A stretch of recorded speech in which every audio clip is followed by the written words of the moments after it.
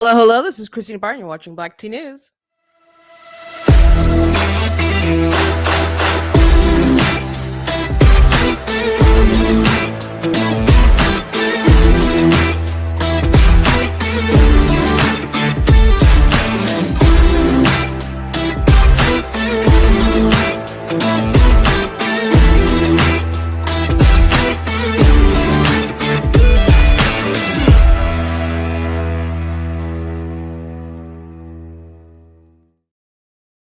Hello, welcome to Black Tea News. I'm your host, Christina Barr, and today we're going to be talking about Joe Biden. And so there's some reports coming out about him, cursing out people and doing all sorts of things to staff and aides and stuff. And I'm not really too surprised, I guess. I mean, if you guys remember the pandemic, he would get really angry with American people. And so if he's snapping at people, telling them that he's losing patience with them and other stuff like that, I'm not really surprised that he's, losing his temper and cursing out folks behind the scenes, So that doesn't really surprise me. But also want to talk about the women on The View and how they decided to defend Joe Biden not acknowledging his grandchild. And I think that is such a weird take, especially for women.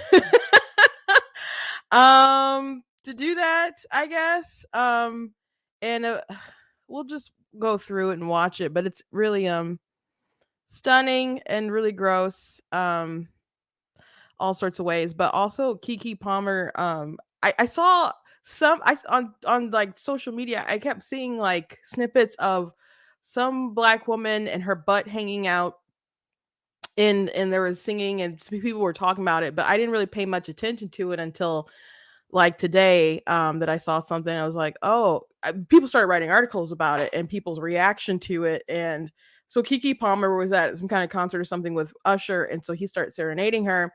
And so she had, she's wearing this sheer dress, but at the back it was basically like thong-ish. So her baby's daddy said on the internet, like, that outfit though, he's like, you a mom. And so people are mad at him, which I think is interesting. I'm not saying that maybe he should have blasted her like on social media, but I definitely don't think she's, I think people should behave in different ways. So I'll show you guys the video and we'll talk about it. I'm sure I think my audience probably will kind of have a similar opinion. I don't know who might jump in because I see Keke Palmer might decide to hate me because of my opinion, but yeah, I I think he's having a reasonable reaction. But I have words for him too. So we'll jump into those things today. But before we jump into it, I want to encourage you guys, go to blacktnews.com, check out different content on my website, different articles and videos, etc. Please make sure that you guys are dropping in your email address, like at the website. So if something happens that you'll know, if I have to go on a break, or if something happens on social media where I can't post on like YouTube or something, that you guys have that information. If you're watching on YouTube and Facebook, you should be able to see like links to Instagram and TikTok and other places where I post things. So make sure you're following me across my different social media platforms. But go ahead and drop in your email. I promise I don't spam with email. So go ahead and follow me. Also, if you like what I do here, please consider leaving a donation at blacktnews.com/donate. It costs a stream, run my website, all that stuff. So if you can support in that way, every little bit helps. So God bless you if you can. If you can't, I understand. I appreciate you still even watching and commenting. If you're watching on YouTube, you can do super chats. If you're watching on Facebook, you guys can do stars. I thank you guys who are watching live, and those who are watching later, those of you in the chat. I see you. Yeah, I'm a little late today. But thank you guys for popping in. Um, I got a wee well, I had a little technical thing going on, but right before I popped on though, I was trying to look at something from TikTok, and I did see someone who commented on my video about the in Hamtramck in Michigan, which is a city that's largely Muslim populated right now, and so much to the point where it has a all Muslim city council and a Muslim mayor. So I've covered the story a few times, talked about it quite a bit on the show already, but I do have a video with the attorney general like talking about them, and we've talked about this in live and stuff. But they have a neutral flag policy where you can't fly any flags other than like the government flags, like the state flag, the American flag, the city flag, POW flag, and there's like one other kind of flag. And so people in the LGBT community were upset because well, in the words of like the attorney general, they don't like neutral policies because they feel like if things are neutral, then the oppressed are the ones who are going to lose. And in the words of like Thomas Sowell, and I paraphrasing, the if you're used to being privileged, then equality feels like oppression. So that's really what's going on. So I did a video. The first video I did about it was a TikTok stitch to somebody who was complaining about it, like people are dying and this is what they want to do. And then I looked it up and I'm like, oh, this story is kind of hilarious because um this white lib is complaining like blah, blah, blah, how dare they, the waste of time. And I'm like, okay, you're just leaving out a lot of details that are very interesting in this article that kind of because in sometimes people are like, why do you mention the race? Because I think if some people just heard the story, they would assume that maybe it was like, I don't know, angry white folks did X, Y, and Z. And if you're like Hamtramck, okay. Like given some a little bit more details for the context there. So anyway, I replied to the video. And so I just saw a comment where someone I'll just I did post the YouTube short if you haven't seen it. So maybe some of you have seen it. So I'm just gonna go ahead and read the comment she wrote. She said, "This is a black woman, young black woman, it looks like. Sweetheart, it's not about just sexual orientation. Black trans women are dying at alarming rates." And she's talking about the flag because I said it's because other person said it represents love, and I'm like, it represents who you sleep with. So granted, it does represent also identity and stuff, but it's not magic is what depends if you're talking about the all-inclusive flag or just the one that's about your sexual orientation. And then I said it's not a rain of friendship is magic flag. It's about who you're sexually attracted to. So anyway, she said, "Sweetheart, it's not just about sexual orientation. Black trans women are dying at alarming rates. Your logic is literally like saying all lives matter when we're fighting for Black lives. If it is just sex, still the fact that there's discrimination is wrong. Therefore, they feel the need to showcase for support." And then there's this. Honestly, take a look at the people agreeing with you on here. Then ask yourself if it correlates to your real life kissing, bleep and all. Which I thought was funny because I went to her profile and her profile is literally her bio says, "Follow me, I'm desperate." So I'm like, projection much. But what's funny here, and I'm sorry for inserting a story that's kind of off topic, but when I first started looking at, because she mentions Black trans women, and she mentions BLM, like the All Lives Matter. Um, when I first started looking into BLM, when they like first made their website and stuff, I noticed that they clearly talked about prioritizing Black trans women over Black men, just over like I mean they're both men, but just straight Black men or even regular gay men. They had a priority there. And I thought that was weird because when people think about BLM, the thing that they usually think about is police brutality. That's what they associate it with, and they think they're sticking up for black men who are being wrongly, or black men and women who are being targeted by police, maybe excessively, maybe wrongfully, um and people who are killed. So, and it's not just, police, but other folks as well. But usually that's what people associate it with, like on the surface level. I think that's why a lot of people donated to them, especially in 2020 after George Floyd, died and stuff. So I think that's what most people like think about at surface level. But when I first looked at it, I'm like, that's weird. That's weird. And then my sister knew someone who went to a BLM meeting and all they talked about was like gay stuff. They didn't even talk about police brutality and stuff. That's why I tell people, like, if you really care about this issue, what you would do is you would go find a libertarian leaning Republican group, and you'd join them to solve these local issues, because they're very well versed in the knowledge and your rights, and they care, and they don't have an interest of making it racially motivated. And if you're not trying to divide on a you know racially divided lines and stuff, then you'll have more people on your side who care about the issue. Now, I mean, you can get people who hyper care about race to come to your aid and stuff, but some of these groups that are pro, etc., whatever, they have a lot of people who are so steeped in identity politics and stuff don't really want to solve issues, because if they solved issues, then they wouldn't be able to raise the money and for their causes quite like they want to. They want to make some progress, but then they want like another issue to always kind of stomp for, because they don't want to make themselves obsolete. And then they also have like different sort of ideology attached to it too. Like the BLM people who founded it they call themselves trained Marxists, right? So it is a Marxist organization according to them. So yeah, I thought it was weird. So I never got into the BLM stuff. I never liked them ever. And not and so I was way ahead of the curve as far as like people deciding that they weren't too fond of them after like some of the riots, and when they looked further into their what we're about or what we believe page in 2020.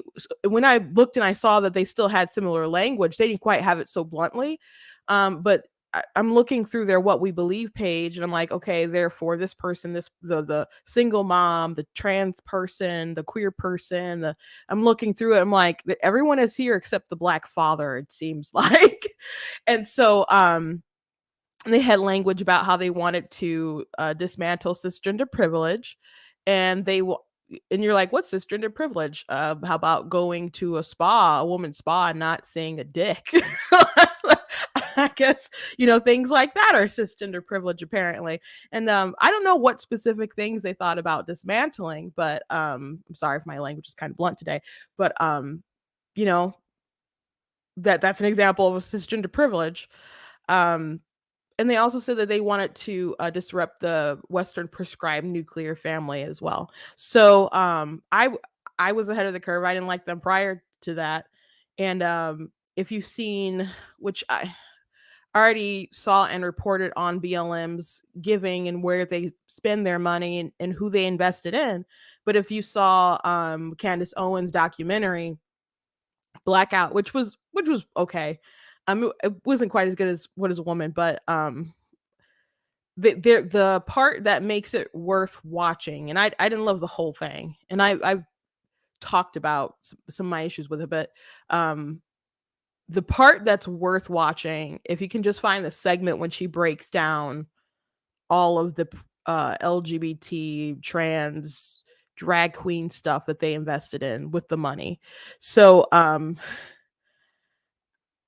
that's one thing her comment made me think of. But this idea that this people look through your comments to see who's agreeing with you is pretty, I don't know, it's insane to me. Because there's definitely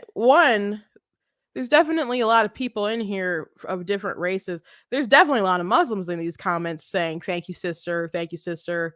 And I'm not Muslim. But there's people of different ethnicities who are commenting. So I don't know how she got that assessment. Because I would assume um, that essentially her comment is a calling me some kind of pick me or something. But I don't care what.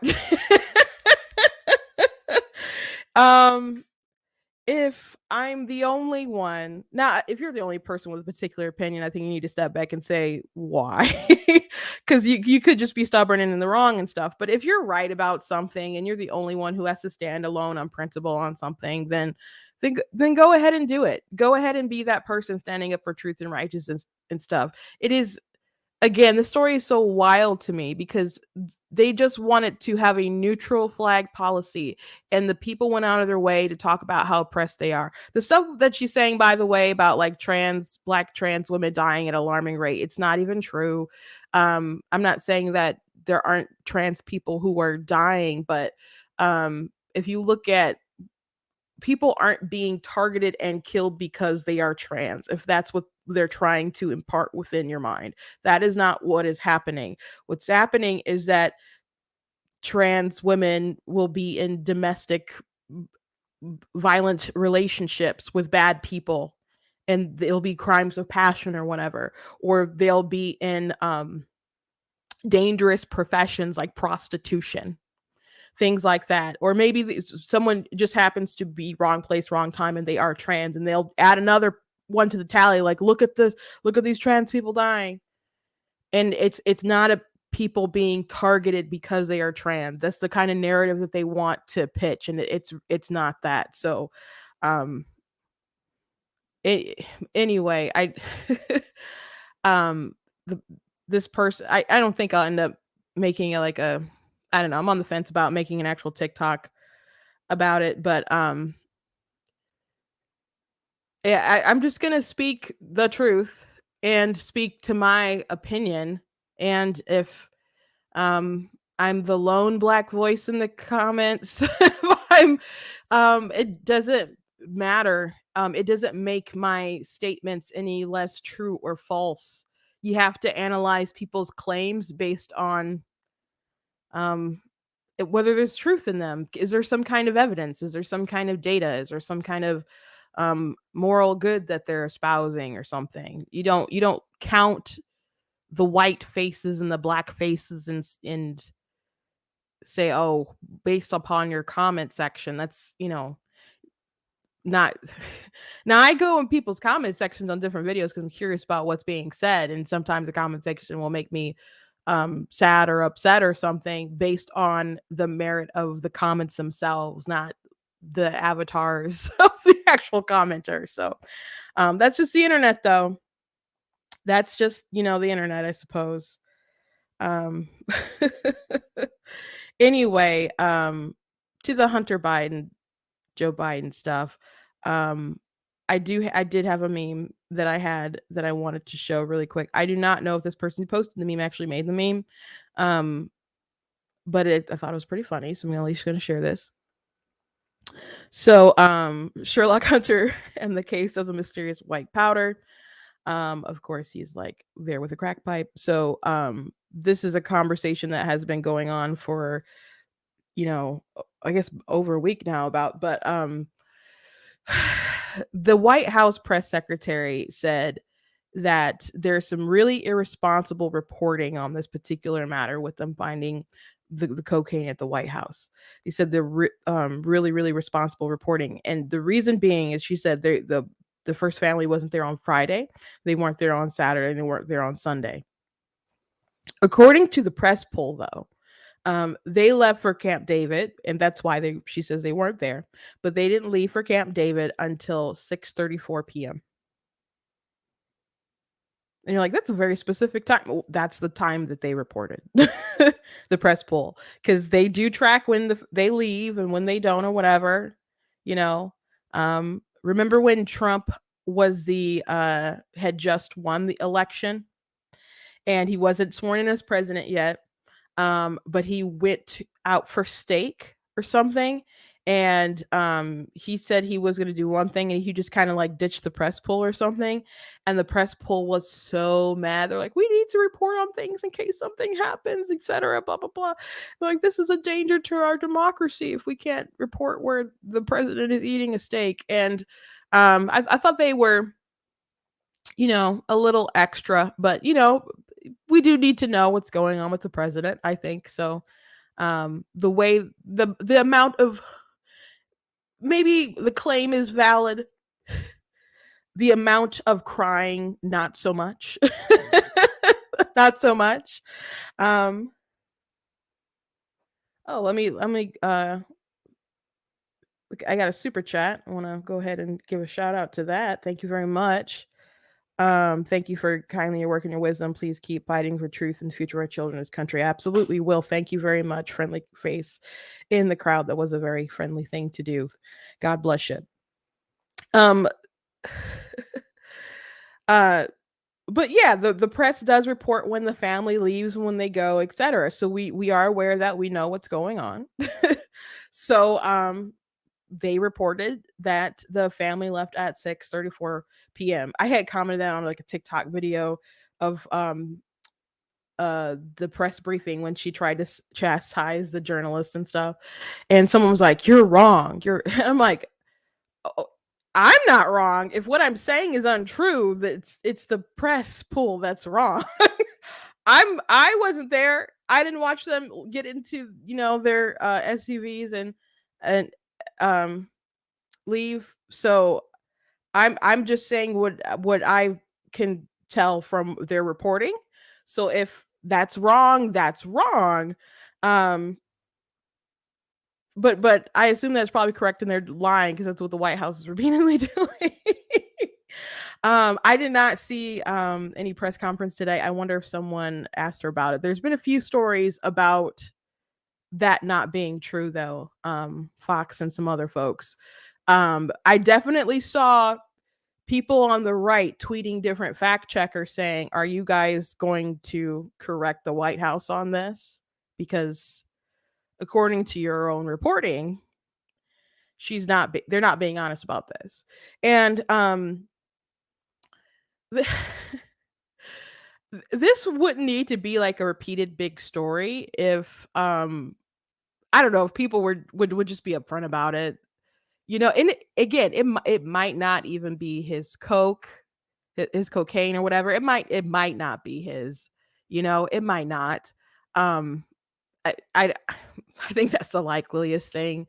We talked about the security, and I've heard that the family, they don't really check. Not like they would other people who sign in and go into the White House and stuff. So it's the best possibility, I think, of it being his, but maybe it's not. But saying, "Oh, it's irresponsible how people are reporting this because they weren't even there on Friday," knowing that they were there on Friday, is pretty sus. And that's how you get people continuously asking questions and making comments. And to the people saying like it's not a big deal, it's not like actually, I don't know. I think it's a pretty big deal if you have your crackhead son at the White House and they're doing coke. If it's his, you know, um, I think it's kind of a big deal, like matter of life and death for the country. No, no, not as serious as a lot of different other things going on. No, um, but we all know that if this was the Trump White House, this would be a big story. That people, CNN ran a story about, is Trump afraid of stairs? That's not a joke. I have one video when the news started to break about the lab leak theory actually like being true, and but the media, how they first start reporting it, when this story seemed evident that it was maybe actually, COVID breaking from a lab, because that was a big conspiracy when that first started, and that was Trump. Oh, like, oh, we didn't trust him and stuff when Trump was talking about it. the media start reporting as, oh, well, maybe Trump was right, but why would we trust Trump? He's given us so many reasons to not trust him. So I did a TikTok where I started a new story like this, that, like the media's like, oh, like, uh, but he's, we can't trust him. So it's not our fault that we didn't trust him. And then just going through a timeline of different news stories from the media about how they reported on Trump and basically try to destroy his credibility every step of the way. So I'm not saying that Trump isn't a master exaggerator, or that he always tells the truth or whatever. That's not what I'm saying. But the media saying, "Oh, well, Trump has no credibility," because you've tried to undermine it. Like, what about the stories reporting about him peeing on Russian prostitutes and other things like that, or you know, um, the koi fish story that was really early about being the koi fish wrong. The are you afraid of stairs? The whole Russia collusion hoax is a pretty serious one, because that was a huge conspiracy that really undermined people's trust in the president of the United States. That's no small thing. When people talk about election interference and people not having faith in our system, um do you think, and I know some of you are like, the election was stolen, so just as far as like people believing that Russia like installed a president versus like domestically people rigging an election, don't you think that those two are pretty bad things? So if either one is untrue and someone is instilling that within people, that's pretty awful. um and we know the Russia thing is untrue. Now, I don't think like votes and stuff were changed or anything like that. I know other people do. I think our media, and there were some rules that changed, and suppression of information that absolutely had an impact. So I like to say he legitimately lost a rigged election. I know other people, um, you know, vehemently disagree, but that's how I would phrase it. Um, but making people believe that Russia installed the president, that Russia rigged our election and was able to change things because of some Facebook ads or some Facebook posts and other things like that, and that Trump was actually legitimately colluding with Russia and undermining our not just faith in our process, but the faith in the man who was in charge. So our media is trash. The White House is also trash. The what Biden, Biden White House, when Trump was still president, they were pushing that idea, that story that Trump was like paying um knew about like Russian bounties and stuff that was like hurting, you know f- killing our troops and stuff like that, and there was no evidence of anything like that even getting up to Trump, and they just because the intelligence wasn't there, so they try to pretend like Trump knew that, and they um, just went with that. And then after it was like, oh gosh, looks like there's no validity there, and Biden was in the White House, they asked Jen Psaki about it, and she's just kind of like, "Huh, you're concerned, so well." They knew it wasn't true, and they didn't care that it wasn't true, but they wanted to undermine people's trust in the commander in chief. I think that's pretty egregious. I think that's pretty darn egregious. I think it's bad enough when we can't trust them, but I also think it's really awful when there's a conspiracy to undermine your faith over things that are just false, things that are false, to make you not vote for that person and install someone else. So anyway, there are some interesting stories about Biden today. Axios reported about Biden having quite a temper, and I said this already, but I'm not really surprised that Biden has a temper, because if you recall back to when the pandemic was going on, and Biden wanted all of us to get jabbed and all of us to wear the mask and all this stuff, he would get pretty angry. And so there's one video where he's like, "This is about your personal choice or your freedoms," um, you know. And one time he said he told us he was losing patience with us, and the way that he talked to us, we were supposed to be living in a free country, and you're the president of the United States of America where we're supposed to have rights. That's very alarming. It's very concerning. It's another reason why I can't take people too seriously when we talk about abortion, body autonomy. I'm like, I didn't forget 2020 or 21. I didn't forget those times, and I I think most of you are full of crap.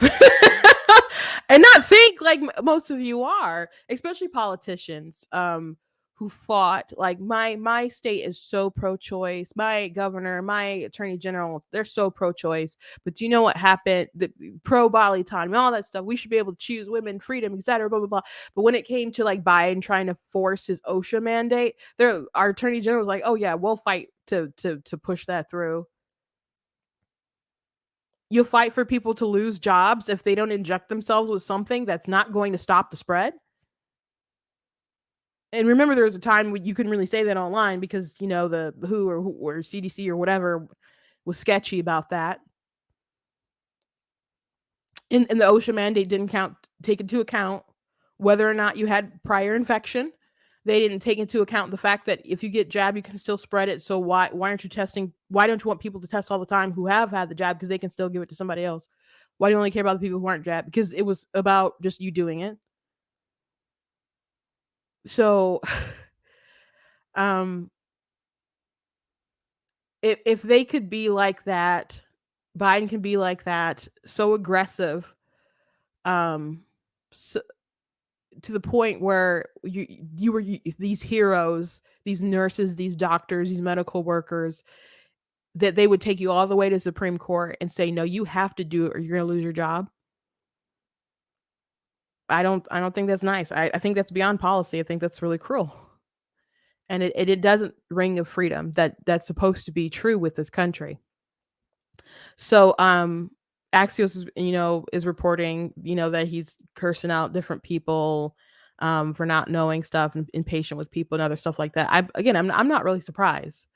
I'm not surprised in the least bit. And he seems like maybe he can be a fun old man, but very ornery too. And he gets upset with the press too when he's pushed like by Peter Ducey and other people. He lashes out. You know, I think a lot of people saw a different side of Joe after the Afghanistan exit, and everyone was watching that press conference. And he tried to inspire sympathy by invoking his son who had passed away, which he had does do often, too often. I think, and I awful to lose a child. Um, but even like the family members felt uncomfortable how they're upset about his actions, about how they exited Afghanistan that led to soldiers dying, and and he makes it about himself. And it seemed like a way, especially at that press conference, when all this first started kind of erupting, kind of seemed like his way to shift focus and blame. And then he promised, that he would go after the people responsible. And I'm just like, this is really bad. Like he's got to do something to kind of salvage this, which there's no salvaging it, but I'm just like some kind of positive action. And then they immediately did a strike. I'm like, oh, so do they got the people responsible? And then it was no, they bombed like an aid worker. At first they're like the strike was true. Um but they bombed an aid worker who was bringing home water canisters, who had dreams of coming to the US, and there were kids who also died in the explosion too. And then they didn't even, and first they were like, no, it was true or whatever. And then they had to admit, especially after like New York Times, to their credit, did some really good, investigative journalism on that. And they admitted that they made a mistake. No one was held accountable for it. No one was held accountable for it. Um, so my impression of Biden is really that he believes he can do whatever he wants because he thinks that he can get away with it. And um I don't think we've given him much reason. I've said this many times. I don't think we've given him much reason to believe otherwise. And I mean, he is sitting in the White House right now, is he not? And he said that he wanted to restore decency and honor to the White House. Um, but we already mentioned this. He had a someone that he fired from his campaign because they threatened a reporter. And so they didn't bring him into the like White House really, or he got fired. Like I can't remember when he got fired. I can't remember if that was after Biden was already installed or if that was later. If it was earlier after he was actually gave the oath. But he's back on his like campaign. I'm like, do you just rehire people who threaten journalists? Okay, not really surprised, but I wonder if some of more of these stories are coming out because um people aren't satisfied with Biden and they're kind of poking the like, let's see if we're willing to push the old man off the cliff and get someone else in. Maybe they're kind of testing the waters. I'm not totally convinced that we will have a rematch between Trump and Biden. I'm not totally convinced of that. I don't like to predict because I don't like to be wrong. I'm just throwing it out there. Um, I wouldn't put money on it, but um I don't like making predictions, but I have a suspicion. I could be right, I could be wrong. Um I was listening to Ben Shapiro's commentary about the election and how people think it'll be a referendum on Trump, but it looks like it'll probably be a referendum on Biden, and or just really people um being really really unenthused, and we'll see is who inspires the most apathy. And if Biden inspires the most apathy, then Trump will win. Not because people love Trump. There are a lot of people who legitimately really really love Trump and are ride or die. Period. There are a lot of people who are upset. There are a lot of people who are just kind of down. There are a lot of people who are just kind of over him and want to vote for someone else. Um, But if it's a rematch, there's still a lot of people who really don't like Biden. People who vote for Biden are like, I made a mistake. People, you know, um, I think it's kind of hard to gauge like the apathy thing because um, I don't think maybe like mail-in will be as high as it was in 2020, but there's states that are really integrating it and people requesting the ballots and stuff that's really becoming a part of our culture. And in states where they do that more, you start seeing like a shift in people's voting patterns. And I really do think it is kind of an advantage to Democrats. At least it was in the midterms. So in Michigan, I that's like built in now. So I think people where you would have had to worry about enthusiasm and people going to go vote at the polls on the day or something, and you're like, oh, the weather's bad, Republicans are gonna have a good day or something. It's not quite like that anymore. People can just request their ballot and just mail it in. And you have these campaigns that are sending stuff to people's houses that are really trying to get people to do it. So it's kind of a different ball game.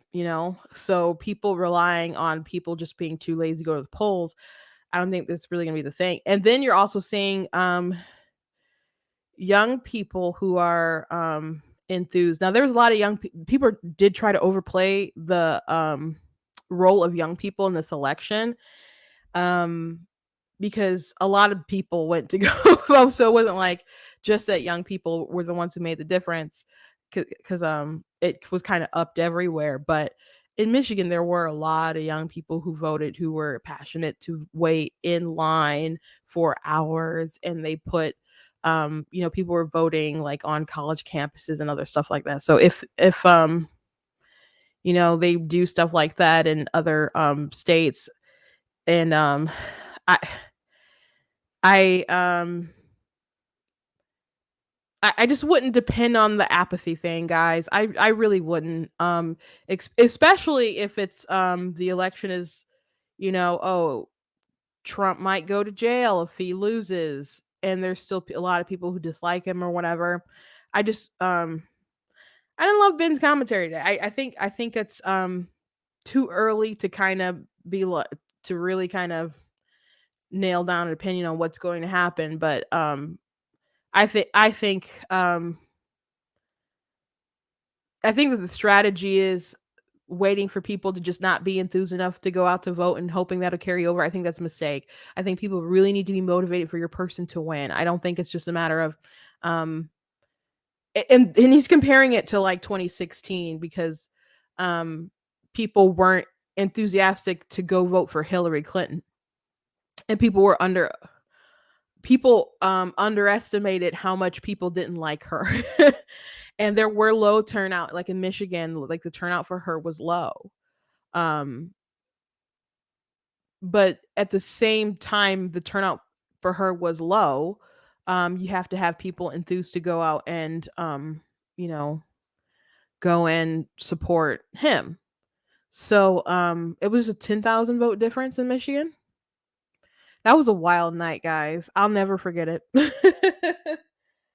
I will never forget that night being at the Michigan Republican Party in 2016 and seeing, like the AP come out and say that Trump won and just the number shift, and my gosh, that was quite a night. And then Hillary Clinton not going out and John Podesta going out instead. That was made me so mad. We're like, after everything, and then she's not gonna come and concede, and she did it the next day. But apparently Obama told her to do it, that she needed to do it and stuff. But that was a really wild night. But and people had a lot of mixed feelings. I mean, you have people who were so, gung ho for Trump, but there are people who were still upset about the Hollywood Access tape, and were iffy on what, different things that he would or wouldn't do or whatever. And some people were literally just talking about the Supreme Court. The Supreme Court was a really big game changer. And that's another thing, though. If you're a young person and you don't like some of the rulings of the Supreme Court because you're a moron, and and they're saying Trump appointed these three people, he's definitely going to be able to replace someone else, and or so if he has to replace like Thomas, for example, which God forbid, I mean it's gonna happen eventually, but you don't think that would drive people out to the polls? I just wouldn't depend on apathy, guys. You have to have a really. I'm not saying that people are going to be excited to be vote for Biden, but I didn't think people would be excited to. I don't think people were excited to vote for him in 2020 with his basement campaign, but he still got a lot of votes. Um, and people, they made it really, really easy for people to vote for him. People brought this country to its knees with the pandemic to get to that point, to get that man in the White House. I believe so. I again, I'll say this one more time before moving on to the View thing. Just don't depend on apathy. That is a. I said I don't like to predict, but that is my very strong piece of advice. Is to not rely on apathy and depending on people just not going out to vote for someone just because they don't like them. Don't depend on that. Please don't depend on that. Um, anyway, on the View, they were talking about Biden and his family and his grandchild in particular. And the ladies on the View had this awful, just awful takes, I thought, about this little girl and Biden and what he should or shouldn't do in acknowledging his grandbaby. Now it's anything is, I guess, basically fair game, because I remember how much they talked about the Bush and his kids, and how much they talked about Trump and his family and stuff. So it's kind of a story, and it's been a story because Biden, the White House, like Christmas, they will hang the stockings. They will hang stockings, and they're like, here are the stockings for his 6 grandchildren. And he doesn't have 6 grandchildren. He has 7. So that's something that we noticed. So they purposely, and there's stories also about internally them plotting purposely to not acknowledge this child. That is like a White House strategy conversation that they have. Obviously, it's a willful decision, but it's incredible to just kind of cut this little girl out. Now, granted, um, not born in the best of circumstances and stuff, but I don't understand why that has to be so weird. Like, there's a lot of families in this nation that have um messed up families that have dysfunction. Um, it's okay. You don't have to say that Hunter Biden is the smartest guy that you ever have met. Um, yeah, just because you're a dad, you don't have to say that. If he's a screw up crackhead, you don't have to do that. And I'm not saying you have to be cruel to about your son or trash him or whatever, but a lot of people deal with kids and other relatives that do things that don't make you proud, but just going on kind of with this public delusion is it just makes people scratch their heads. So the ladies on the View are going to say, well, Joe Biden is just following the lead of his son, but we see you hang 6 stockings instead of 7, and we just kind of find that a bit weird. So I'm going to play some of their commentary, and most of these ladies go on to defend Joe Biden's um behaviors and the family cutting out this little girl, which I found pretty remarkable. Again, a table of women that take this stance. Only like there's supposed to be 2 Republicans on here, Anna Navarro, but I don't even know if she's pretending anymore that she's Republican. Scarring one of his grandchildren's lives by not publicly embracing her. So apparently his son had a baby with a woman. They've fought about it, and he pays for the baby, but he has not embraced the child. So Maureen Dowd is saying it's bad for the child that the president has not acknowledged her. So I kind of think, well, she should be kvetching at the son, whose baby it is. It's not the president's baby. So I don't know what you think, but I'm throwing it out there. I agree with you completely. It shouldn't have been directed to Joe Biden. It should be directed to Hunter Biden. It's 5 children, not 4. Hunter, because this is not Joe Biden's baby. And I think it's very hard for Joe Biden to be a grandfather to the child if his son is not being a father. He can talk to his child. He can advise Hunter. But look, what is absolutely evident to me is that the right wing and the MAGA world has decided to weaponize Hunter Biden against his dad. Yeah. And everything and anything Hunter does or does not do is going to be weaponized. And this is Maureen Dowd at the New York Times. Yeah, she's a very serious person.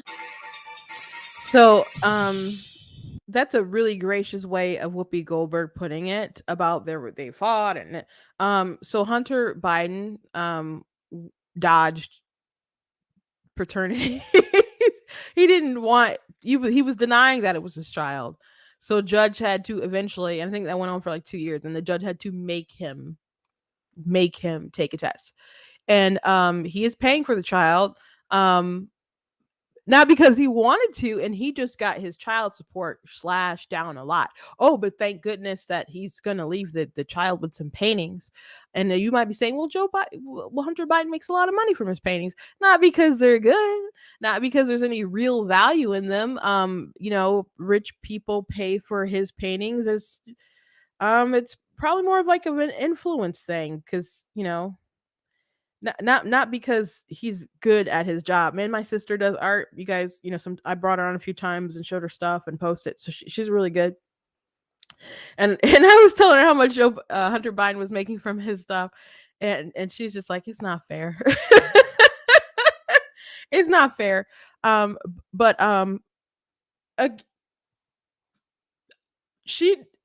Biden doesn't have to embrace her and bring her in and to the White House and all this stuff.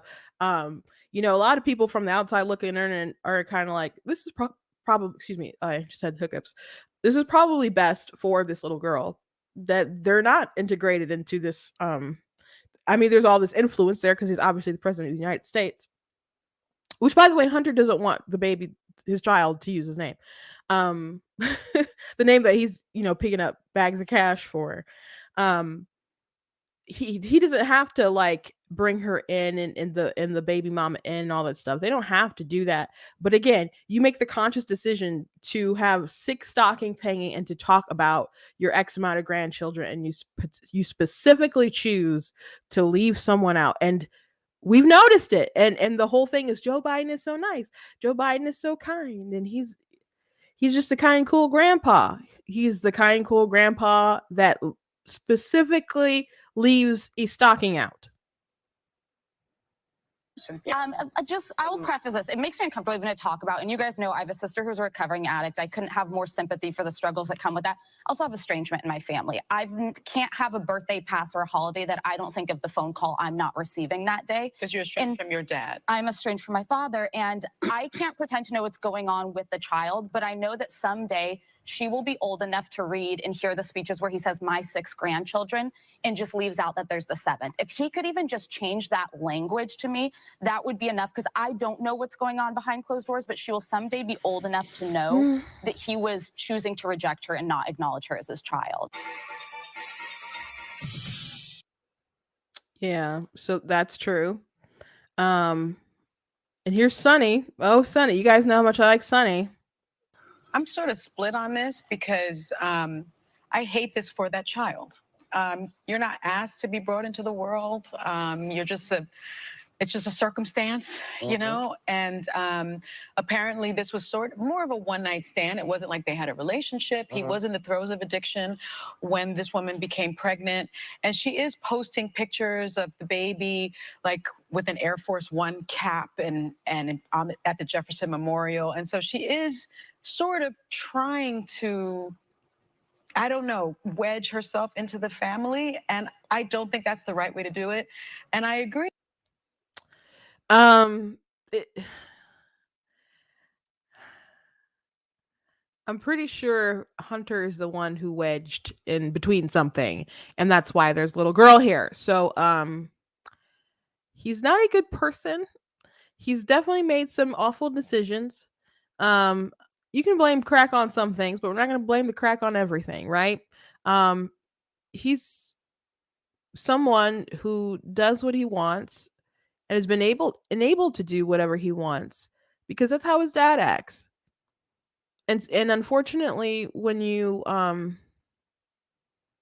instill those bad behaviors, they can get to a really extreme place. Like Hunter, what was he doing? Like over 100 miles an hour? Was it like 170, something crazy like that? I don't know, miles per hour. Can you go that fast? While filming himself doing crack, was like over 100. Stuff like that. Just really crazy stuff that I know has probably frightened the president. But that's the kind of world that they've kind of built for one another. So let's keep going. I mean, this is Hunter's issue. And I think that the president, who loves his family so much, I think is just following what his son has from his kid set in motion. Yeah. And so I didn't really mean to stop it there, but Hunter and Joe Hunter is such a liability,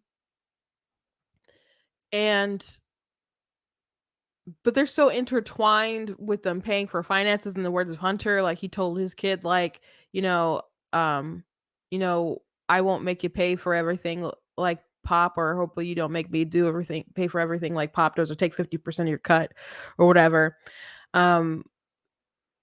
They're they're definitely in bed together on so many different things, and if they weren't, perhaps Biden wouldn't have Hunter at state dinners, especially when there's egregious texts that come out and implicate Joe in some coercion and other things like that.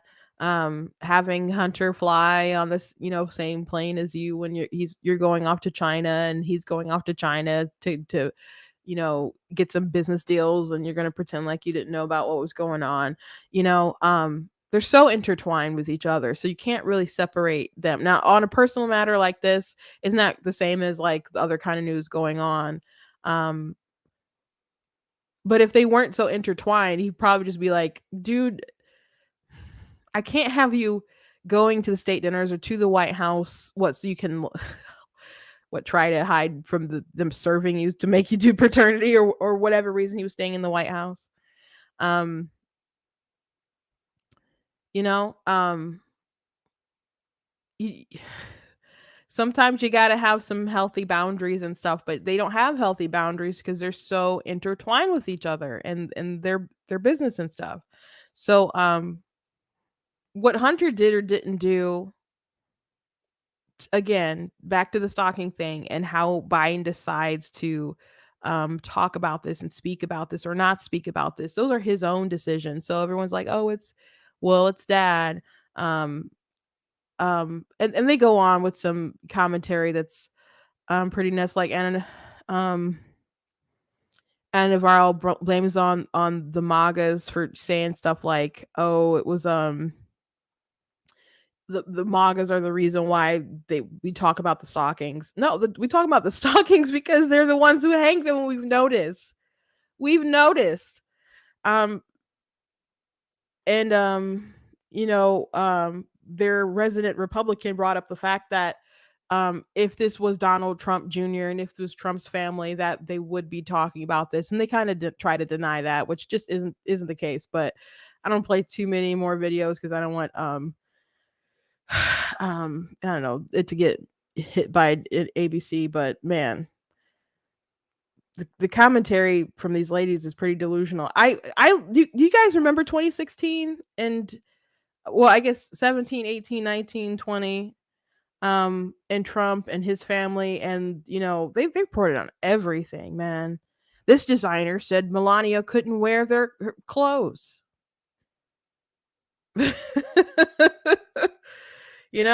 Every little thing. So if Trump had a child that was anywhere like Hunter Biden, that they had any sort of the evidence with their finances being so shady, and it'd be nonstop stories. And I know that because they made so much about stories that didn't even happen. So I don't like these ladies so much. At least one was like sensible in this matter, but I'm not always too fond of her either. Not at all in the least bit. Last thing I want to mention before I let you guys go is there's this huge story online about Keke Palmer. And so if you're not familiar with Keke Palmer, she's an actress. She does she can sing, she can do other things. So she's been around for a minute, and she's pretty talented. But she's making waves because she went to an event where Usher was serenading her, and she turns around, you could see her, she has a sheer dress on, and the back is like kind of all out, and they're kind of all up on each other, and her baby daddy made a comment and posted online. So people are so angry at him for this, which I find pretty remarkable. And again, I saw people talking about this, but I didn't really dive into, like, I didn't realize it was Keke Palmer until like today. I have another commentary on Keke Palmer that I saw, but I'm going to save that for tomorrow. But we'll watch this, and we'll talk about this.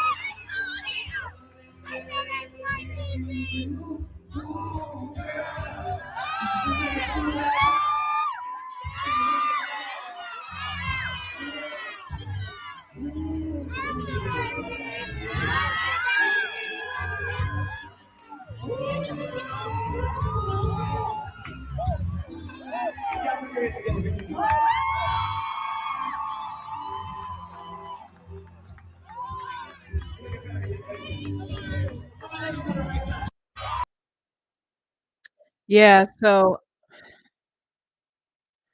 um so her baby's daddy had tweeted, and I guess I'll share that screen again in case you didn't see, cuz that's who I retweeted, her baby daddy. I didn't even know she had a child until I was today years old when I found out. Um but Darius Dalton, he's a fitness trainer from my understanding. Um but he said it's the outfit though. You a mom. So he called her out on social media.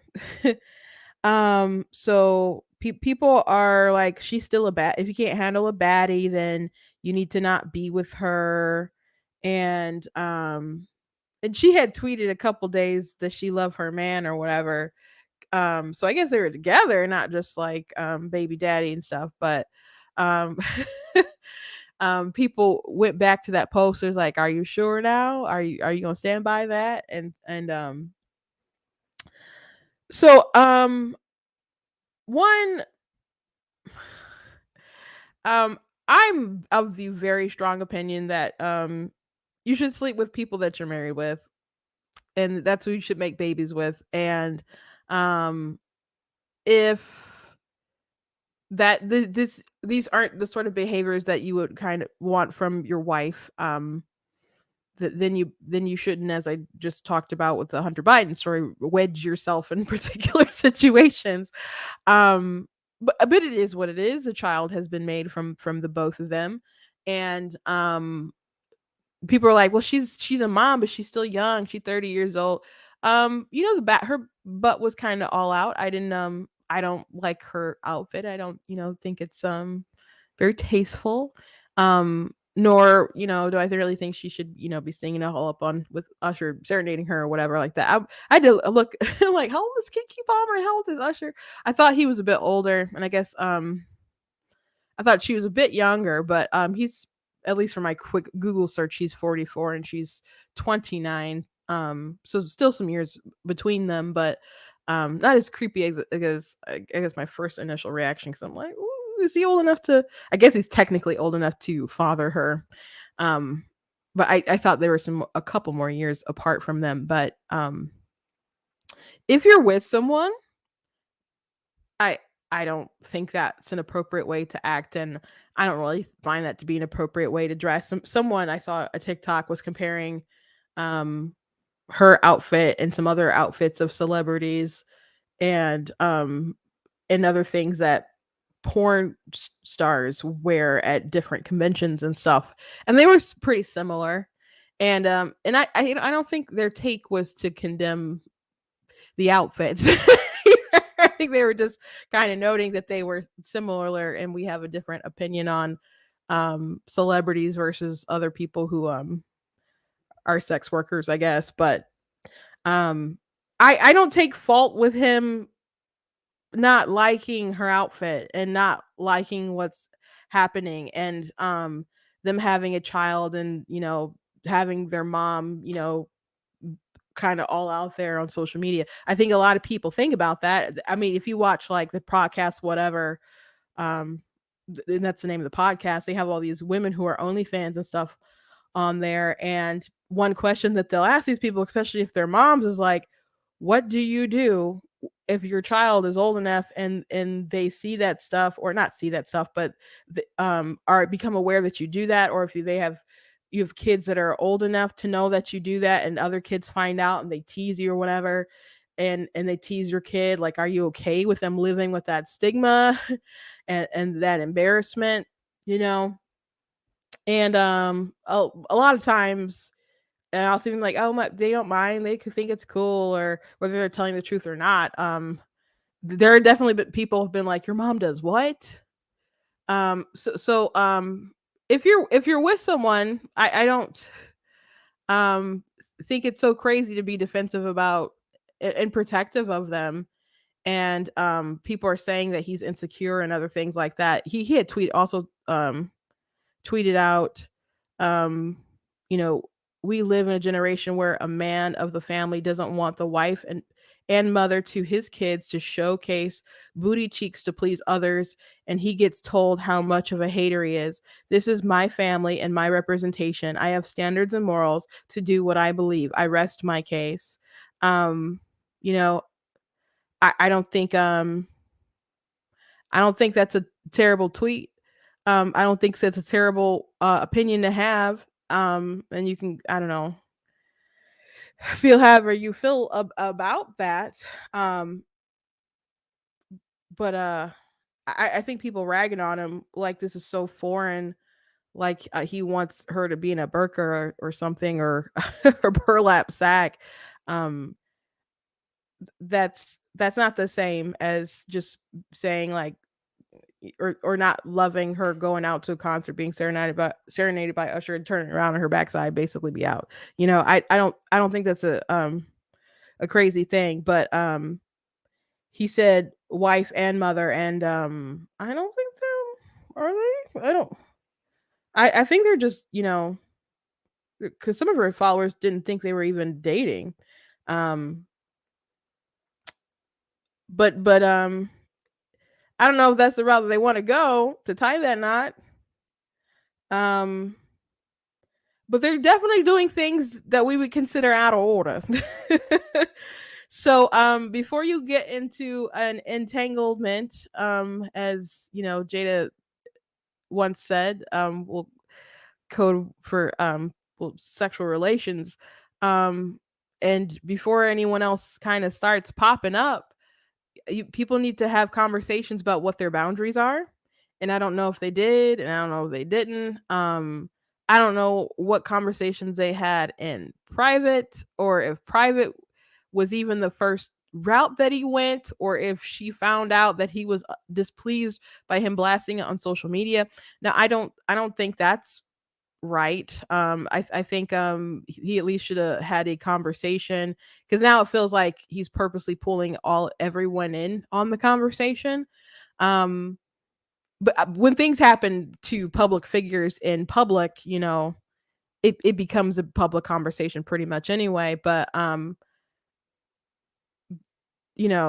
correcting his woman, blasting everyone on her on social media, and if that's how he wanted to have this conversation, I don't think that's right. So I think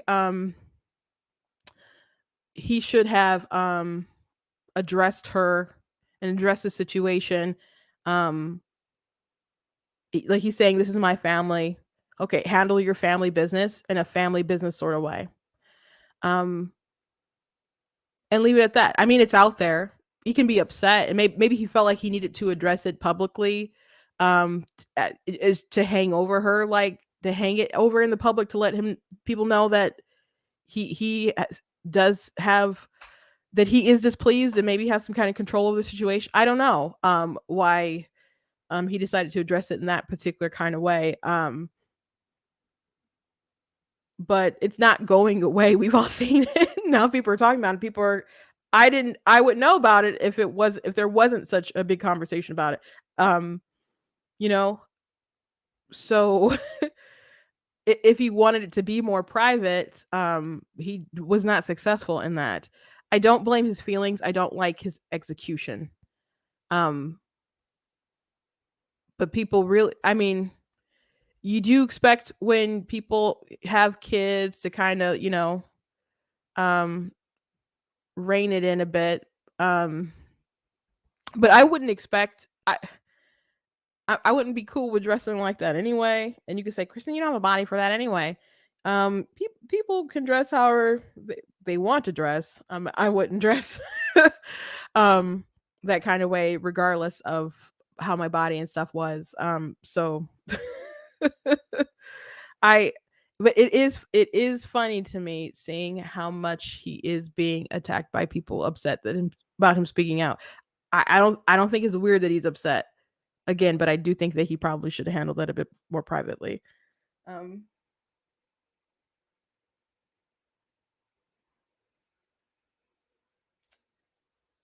oh, that's a good comment. At least I think it's a good comment. Um, and I'm going to read this comment, if you don't mind. Irony that black women were once treated like cattle, slave traded naked and near naked, up for sale in a marketplace. I would want to honor and remember my ancestors with modesty, married or not. And so, um,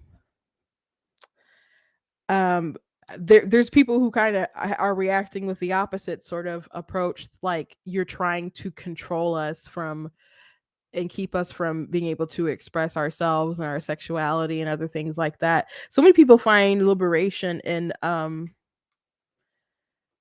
sexuality rather than modesty, and I think someone people definitely can control you, um by trying to force you to wear particular things and button up, etc. But I think there's a way to be tasteful and sexy. um I think a couple different tweaks from in her outfit would have been fine. I still, don't think her dancing up on, with Usher that closely with the serenade was probably cool. But maybe people feel like it's entertainment business and it's Usher. So you gotta take what you can get. I've never been an Usher, fan. We didn't really grow up listening to secular music and stuff anyway so much, but Usher was never my thing. And remains still not my thing. So I would certainly wouldn't have gone all googly eyed if I were in that situation. Someone said, unfortunately, being scantily clad is the new form of modesty. Unfortunately, there's a show on that was on USA called Suits, and Gina Torres, she was on Angel, she was on Hercules, the starring Kevin Sorbo way back in the day. I think that's when I first like saw Gina Torres and stuff. She played a character named Nebula, and she was Jasmine on Angel. She was on a show called Cleopatra 2525. I think that was the name of in the year 2525. But anyway, she always dressed so magnificent on the show, such class. And she, most of the things that she wore were fit to her body and stuff, but she didn't wear anything like what Keke Palmer was wearing. Now, it was a law firm. That it was her law firm in the show. So no one would have considered that to be, business attire, um in the least bit. But I'm just like, I think that is such a better representation of black excellence than whatever the heck that was. But I don't fault him for being mad. I don't fault him for being mad. I just I think he should have handled that a bit differently. Anyway, that's all. But I'm glad that you know I hope they can get it together for the sake of that little guy, because their little child, because they're in the world. They have two parents, and whatever situation they work out, whether they get hitched or they knock boots or have differences that they can't overcome, that's gonna impact that child. And Keke Palmer, something that she did post from that time of that concert, she did post a video with her child, and asked people like, how did motherhood impact you? And she said it empowered her. And I thought that was I think a lot of women feel that motherhood changes them and empowers them, and puts their life on a positive path. um and then she had some merch. um so I don't know if that merch, I don't know if that's an old post. Let me look at it, because if that was a post.